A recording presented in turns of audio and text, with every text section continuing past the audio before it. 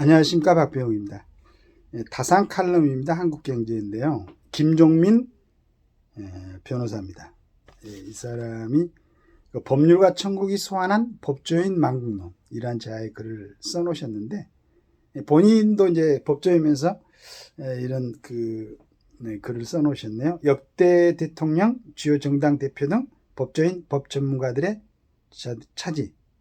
법 전문가 다수는 과거에 매몰되고 상상력, 창의력, 공감 능력 부족, 소모적 정쟁만 이어가지 말고 법조 출신 정치인들 책임 다해야 임자에 써놨습니다. 같은 이제 법조인으로서 좀 그런 마음도 있겠죠. 법조인 정치의 전성시대다. 노무현, 문재인, 윤석열 등 전현직 대통령을 비롯해 이재명, 더불어민주당 대표, 한동훈 전 국민의힘 비대위원장, 조국혁신당 대표 등이 모두 법조인 또는 서울대 법대 출신이다. 종편과 유튜브에 정치평론 변호사가 넘쳐나고 제22대 총선 법조인 출신 당선자도 21대 46명을 넘어 역대 최고의 61명이다. 법조인이 국정과 정치의 중심에 서 있는 것은 지극히 한국적인 현상이다. 그러면서 이제 국회 입법조사처에서 했는데 영국 뭐 한 7.2%, 프랑스에는 4.8%, 일본은 한 3%, 뭐 이렇게 이제 나와 있습니다. 법조인은 적지 않은 한계를 가진 존재다. 공부를 잘한다는 것은 수십 가지 능력 중 하나에 불과하다. 우수한 성적은 단지 그 사람의 시험치기의 명수였음을 증명할 뿐이다. 정답이 없는 문제에 도전하려 하지 않고 가계의 성공 체험에 매몰돼 독단에 빠질 가능성이 크다. 법조인은 가장 큰 문제는 경영과 경제를 모르고 정책 수립과 집행, 글로벌 경험이 부족하다는 점이다. 법률가 판례가 세상의 전부인 것으로 착각하기 쉽고 상상력과 창의력도 부족하다. 사후적 판단에는 능하지만 밑바닥부터 무에서 유를 창조해본 경험은 없다. 의뢰 심정을 헤아리는 공감 능력이 부족하고 법 이면에 있는 인간과 사회에 대한 이해가 떨어진다. 법조인에 대해 지나친 환상을 갖거나 능력을 과대평가해서는 안 되는 이유다. 책임지지 않고 잘못을 인정하지 않는 태도도 지적돼야 한다. 600억 원의 예산만 낭비한 고위공직자 범죄 수사처. 실패에 대해 누구 하나 책임지는 사람이 없다. 구속까지 됐던 양승태 전 대법원장, 이재용 삼성 회장의 1심 무죄 판결에 대해 수사 책임자들의 침묵도 이해하기 어렵다. 1200여 건의 조직적 채용 비리가 확인됐지만 책임 있는 자세를 보이지 않는 대법관 출신 중앙선관위원장을 어떻게 봐야 하는가? 대장동 개발 비리에 연루된 박영수 전 특공과 500억 클럽 논란의 권순일 전 대법관 사례가 보여주듯 법조인들이 특별히 청렴하거나 도덕적인지도 의문이다. 엄정, 공평, 불편부당의 사법정신을 망각한 정치검사, 정치판사들이 넘쳐나고 정치 권력을 목표로 법기술자가 돼 법의 허점을 이용한 온갖 개변과 논리가 난무하는 현실은 중병이 든 이 시대 법조인의 불행한 단면을 보여준다.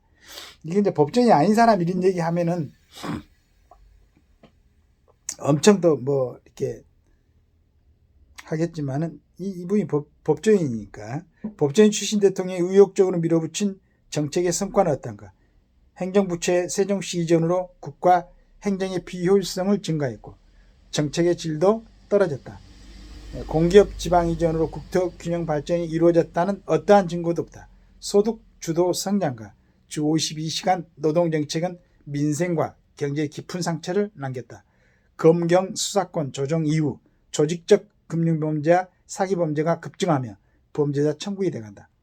소통하는 열린 대통령실을 구현하겠다며 용산으로 옮겼지만 불통과 독선의 인상만 남겼다. 충분한 검토 없이 강행한 의료계획은 진퇴양난의 수렁에 빠졌다. 조선은 상업과 기술을 천시하고 국제정세에 어두웠던 양반 사대부들이 도덕을 정치적 무기로 삼아 공립공론과 당쟁을 일삼다가 좌멸했다. 한반도 주변 정세가 급변하는 가운데 반도체 등 첨단 기술 패권 전쟁이 격화되고 물가 급등으로 기업과 민생 경제의 어려움은 날로 커져만 간다. 총선 과정에서 확인된 절박한 민심을 외면한 채 특검법 등 소모적인 정쟁으로 나를 세우는 정치권은 조선으로 퇴행하고 있다. 그 중심에 법조인 출신들이 있으니 법조인 망국론이 어찌 과장이라고만 할 수 있을까? 관료, 교수, 언론인도 크게 처지가 다르지 않을 것이다. 어떤 자리든 그 자리를 차지한 사람은 자리값을 해야 한다. 제자리에 있으므로 자존을 깨닫고 제자리에 있으므로 자존을 되찾아 각자 책임 있는 사명을 다하는 사회가 되는 길은 왜 이리 험난한가? 이렇게 우리 김종민 변호사가 스스로 반성하는 시각을 가지고 법조인들을 갖다가 질타했습니다. 근데 거의 정확하게 맞는 것 같아요.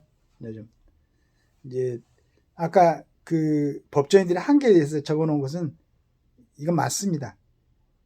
물론 이제 저도 한 10년 10차례 정도 시험장에 나가봤었는데, 물론 이제 저보다는 훨씬 능력이 뛰어난 분들이니까 다 그때 합격을 하고 지금 법조인에서 활동을 하죠. 근데 저는 늦게 이제 좀 공부를 시작했었고 직장생활 하면서 이제 공부를 했기 때문에 힘들 때는 그런 생각이 들었어요. 그러니까 이게 그 법률 용어를 공부하고 어떤 그 법률을 갖다가 해석하는 책을 듣고 시험 이게 맞추면서 이분이 지금 지적한 거, 이런 한계를 많이 느꼈었죠.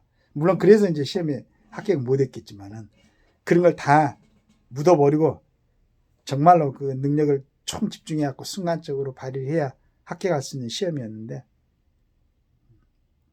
요즘 이제 우리하고는 틀리게 젊은 사람들은 로스쿨이 생겨가지고 좀 여유가 있고 공부를 한 사람들은 또 그걸 통해가지고 변호사가 되고 법조인이 되는 길이 있죠. 하여간 어떻게 하든지 간에 일단은 그래도 머리들이 좀 우수한 사람들이 있지 않습니까? 너무 급하게들 그쪽으로만 생각하고 공부를 해왔기 때문에 지금 법조인들, 그 다음에 우리 의사 양반들 어떤 그런 부분에 좀 아쉬운 점들이 보이는 건 확실합니다. 그래서 우리 사회에서 그래도 굉장히 우수한 그러한 사람들이 국가를 위해서 좀 헌신하고 국민들을 위해서 조금 더 봉사하는 그러한 의식으로 공직에 임했으면 하는 생각을 합니다. 변호사 활동도 마찬가지고요. 그 나쁜 짓을 한 사람들 막 열심히 변호해가지고 사회에서 또 더 활기차게, 마음 놓고 활기차게 이렇게 만드는 이런 모습들을 보이는데 굉장히 아쉽죠. 하여간 우리 김종민 변호사님이 지적한 것처럼 이런 점을 갖다 돌아보고 좀 국가를 위해서 큰 도움이 되는 그런 법조인들로 다시 태어났으면 하는 바람입니다. 감사합니다.